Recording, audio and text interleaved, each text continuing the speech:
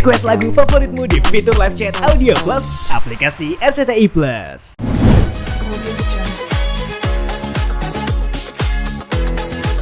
DPR RI itu ada revisi Undang-Undang Perlindungan Konsumen Undang-Undang 8 tahun 1999. Jadi memang sudah harus direvisi karena tidak sesuai lagi dengan perkembangan yang ada untuk perlindungan konsumen, terutama di era digital seperti ini dan era globalisasi, di mana arus barang itu bisa keluar tanpa sekat-sekat yang kadang nih nggak jelas antar batas negaranya, begitu ya, barang ekspor, impor, dan seterusnya. Sehingga perlindungan terhadap konsumen itu menjadi sangat penting, gitu. Dengan 4 prinsipnya yang diamanahkan dari resolusi PBB adalah: pertama, hak atas keselamatan dalam mengonsumsi barang dan jasa.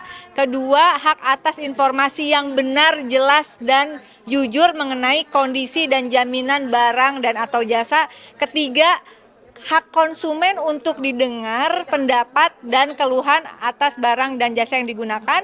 Dan yang keempat, hak memilih barang dan atau jasa supaya tidak terjebak pada monopoli perdagangan. 4 prinsip ini menjadi penting. Nah, juga di dalam namanya panitia kerja ini, kita mengawali dengan menerima masukan dari berbagai pihak, khususnya konsumen. Dan hari ini adalah pihak-pihak mereka yang terlibat dalam industri skincare ya. Nanti akan ada memanggil konsumen di sektor lainnya juga. Nah, kenapa ini juga menjadi penting? Catatannya adalah karena Komisi 6 juga adalah komisi perdagangan, bahwa potensi perputaran uang di industri kosmetik itu tahun 2022 saja, 2022 mencapai 90 triliun, dan potensi di 2025 ini kira-kira 9,74 miliar US dollar. Silahkan dikalikan dolar dengan kurs 16.000 aja ya, udah lebih dari 100 triliun. Namun ini potensi yang juga harus diimbangi dengan perlindungan dan keselamatan konsumen tentu saja, begitu. Sehingga saat ini semua tahu terjadi pro dan kontra ya di dalam bisnis skincare, dan ini menjadi masukan penting bagaimana kemudian ada di dalam Undang-Undang Perlindungan Konsumen itu, bagaimana Badan Perlindungan Konsumen Nasional nanti bisa berkolaborasi, terintegrasi dengan BPOM, kemudian dengan BKPM juga, dengan online, khususnya tentang online single submission. Apakah mereka telah terdaftar di OSS? Apakah OSS ini juga sebelum dikeluarkan izinnya tidak serta-merta, tapi benar-benar diperiksa dulu nih perusahaan-perusahaan udah prudence nggak gitu, udah benar atau belum, kayak gitu. Dan kemudian juga terkait penegakan hukumnya adalah pentingnya Badan Perlindungan Konsumen Nasional ini bisa berkomunikasi secara aktif dengan LPSK, dengan kepolisian, dan yang lain-lain, begitu. Nah, sehingga kalau untuk yang kasus sekarang skincare, maka tadi sudah menjadi kesimpulan rapat adalah bahwa Komisi 6 DPR RI mendukung atau mendesak Badan Perlindungan Konsumen Nasional untuk segera berkomunikasi dengan lembaga perlindungan saksi dan korban, agar mereka yang tadi prinsip mendengar keluhan dan sebagainya para konsumen ini, menyuarakan hal-hal positif di dalam persoalan industri skincare. Jangan sampai kemudian malah mengalami intimidasi, somasi, dan seterusnya. Sehingga perlu ada langkah cepat dari BPKN untuk segera ke, sekali lagi, lembaga perlindungan saksi dan korban. Nah, kemudian yang terakhir adalah mendukung BPKN untuk segera berkoordinasi secara intensif dengan Kepolisian Republik Indonesia terkait penanganan kasus-kasus pelaporan, dan tidak menutup kemungkinan juga untuk berkomunikasi dengan Propam, Divisi Propam Republik Indonesia, agar mengawasi penyelesaian kasus-kasus skincare ini jangan sampai menjadi ajang jual beli perkara. Jangan sampai, tidak menuduh ya. Pada awalnya gimana Teh? Itu Teteh yang merasa resah dengan keluhan publik hingga akhirnya Teteh yang mengajukan kepada pimpinan untuk... Enggak, memang dipanggil, nanti ada bergilir juga industri yang lainnya.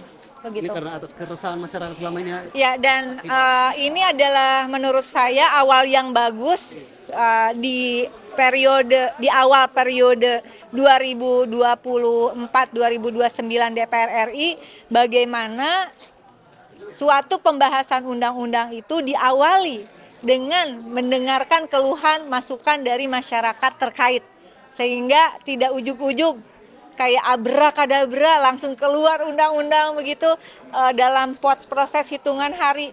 Nah, di Komisi 6 ini alhamdulillah pimpinan dan anggota membuka ruang undang-undang yang menjadi tugas politik legislasi Komisi 6, yaitu revisi Undang-Undang Perlindungan Konsumen, diawali dengan mendengarkan aspirasi dan masukan dari para pihak, pakar dan juga masyarakat yang terkait terdampak jika undang-undang itu disahkan gitu. Teteh kan Yang juga diundang, termasuk yang diundang siapa aja Teh? Mana? Yang diundang hari ini siapa aja yang harusnya hadir Teh? Diundang kalau informasi dari sekretariat ya, karena kan sekretariat dan tenaga ahli Komisi 6 yang mencari siapa yang harus diundang. Karena ini adalah temanya skincare, untuk perlindungan konsumen skincare, ada beberapa dokter yang diundang gitu ya, tapi sebagian tidak bisa hadir. menanggapi yang tidak hadir bagaimana Teh? Saya tidak dalam kapasitas menanggapi yang tidak hadir. Yang penting kasus skincare ini bisa diselesaikan dengan secara adil ya. Dengan Kenapa spesifik soal propam timbang direktorat polisi yang lain tadi? juga polisi, tapi kan polisi kerjanya diawasin sama propam. Tadi kan juga termasuk juga. yang konsisten dari anggota komisi yang dari awal ikut rapat sampai simpulan disebutkan juga nanti masih ada di ruang sidang ini gitu. Bagaimana Teh? Cerita. Dalam rangka ngabuburit. Nggak, karena memang harus sampai selesai. Memang biasanya juga begitu. Tapi kan melihat- tadi juga melihat disebut Kan bisa ngelihat IG saya live ya setiap rapat. Memang sebaiknya kalau nggak ada hal yang darurat sampai ke kesimpulan, karena kalau nggak kesimpulan yang nggak kita awasi, mungkin poin-poin penting yang kita usulkan tidak menjadi putusan rapat gitu. Tapi melihat banyak masyarakat juga nih menjadi korban akibat skincare ini nih, Teh. Mungkin dari DPR sendiri akhirnya apa sih yang akan dilakukan oleh DPR? Ya itu sendiri? tadi udah kan? Hmm. Tadi kan kita mitranya adalah Badan Perlindungan Konsumen. Jadi kita mendesak Badan Perlindungan Konsumen pertama adalah segera berkoordinasi dengan Lembaga Perlindungan Saksi dan Korban untuk adanya perlindungan bagi konsumen dan siapa saja yang mengungkap kebenaran ya tentang bisnis skincare ini. Tadi ada yang kelewat juga, saya secara pribadi mendesak para aparat penegak hukum untuk menelusuri bisnis skincare yang terindikasi ada kejahatan perpajakan dan tindak pidana pencucian uang.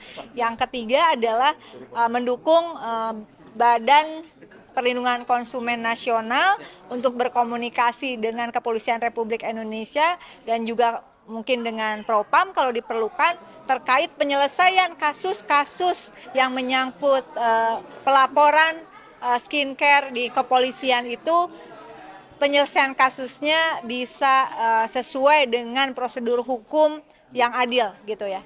Jadi jangan ada permainan jual beli perkara kasus skincare. Gitu ya, cukup ya.